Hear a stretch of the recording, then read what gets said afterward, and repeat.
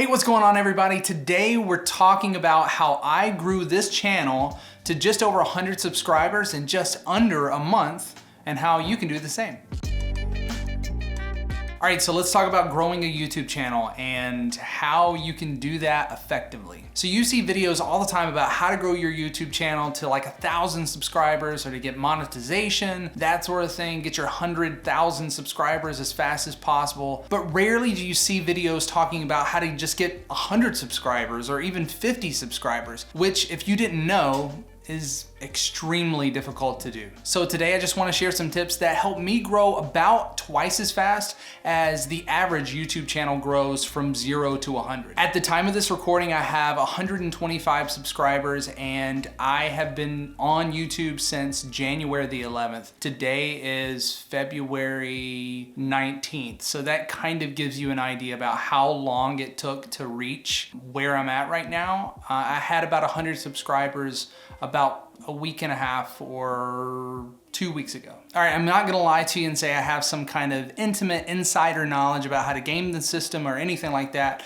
A lot of these tips are common knowledge when it comes to how to grow a YouTube channel. All right, so tip number one is optimizing keywords. And this is a very powerful tip because you need to be getting in front of people who are searching for the things that you're making content about. So a lot of people say that the homepage is where you're gonna get the majority of your views. And for larger YouTube channels, that's true, but when you're just starting out, you need to be optimizing keywords so you can get in front of people that are actually searching for things. Talking about searching for certain terms and you showing up in their list is not super sexy at first. You obviously want to be on that homepage, you want to be in the suggested videos, but starting out, that's just not going to happen. One incredible resource that I would highly recommend is TubeBuddy. TubeBuddy is incredibly powerful because it can help you with your SEO and your keyword research. It can help you craft titles and it can help you with video ideas that you would actually stand a chance in ranking for. All right, so the second tip I've got for you are the 3 T's. So the 3 T's, you've probably heard this before, is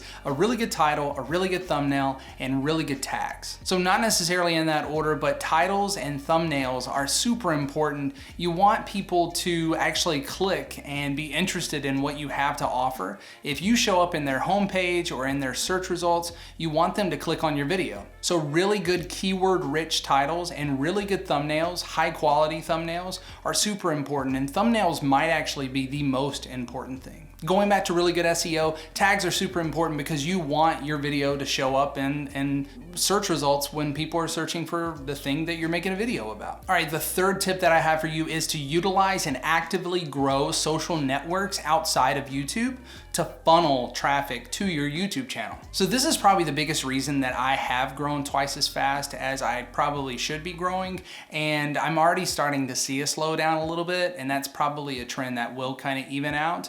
But I am super active on Twitter and I use Twitter to help at least encourage people to visit my YouTube channel. So the biggest takeaway here is don't neglect other social platforms when you start a YouTube channel. If anything, try harder on those social networks. Funnel traffic to your YouTube channel. Mention it early and often. Don't spam people on social networks, but mention it. Let people know, hey, I also do YouTube videos. All right, so tip number 4 is to follow other popular YouTube channels that are in your niche or in your space. All right, so I'm not saying to copy content or rip content from someone else, but I am saying that by watching other YouTubers that are popular or that are doing really well in your space, you'll get a sense of what works and what doesn't and what kind of content or ideas to put out. Also, don't be afraid to do something that someone else has done. Putting your own spin on something is incredibly useful, and someone might learn something from a different point of view like yours. That's the incredible thing about YouTube, is at the end of the day, it actually is a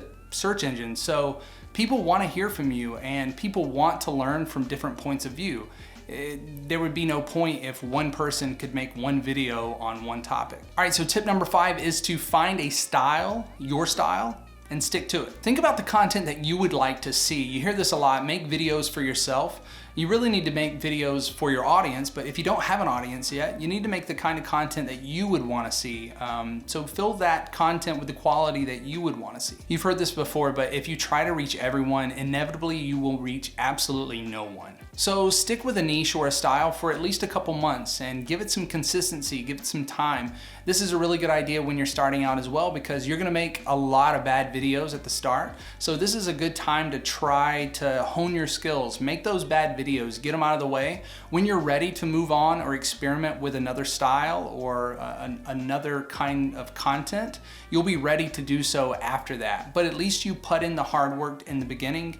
You've given your content some consistency, and people can count on that. Also, no matter what the style is that you pick, eventually you do need to land on some sort of brand. People will catch on to that. Over time, you'll start to see a following kind of come together. Those people will show up each and every week because they start to care about your personality. All right, and the last tip I have for you today is that quality is not important, but it kind of is. So if you watch my first video to now, you'll see a massive difference in the type of quality that I bring to the table. Hopefully in content and personality, but also you'll really see a big difference in the production quality, the sound, the lights, the video. And that's because I've literally upgraded everything about my setup so far. I've got better lights now, a better mic, a better camera. I've treated the room a little bit more. In my opinion, at least, this makes the content better. And studies show that actually when people consume content that is of higher quality as far as production goes, they automatically assume that the content is higher quality as well. But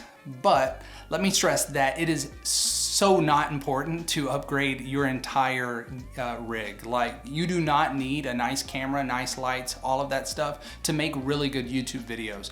Quality as far as the content goes, as far as how you present yourself, your personality, the research that you put behind your videos is always, always, always going to trump the camera that you use, or the lights that you use, or the audio that you have on your videos. Now, on the flip side of that, if you are interested in upgrading anything, I would always, you'll hear this a lot, I would always recommend upgrading your audio first. People are far less forgiving of bad audio than they are of bad video. So you can have video shot on an iPhone with really, really, really good audio, and people really enjoy that and listen to what you have to say, but you can have a really nice video with very poor audio and people are gonna click away. Just a side note, I will have some links in the description box, so if you guys are interested in what I'm using now, it's not anything earth-shattering. I literally have one key light, a camera with a mic on it, and a tripod.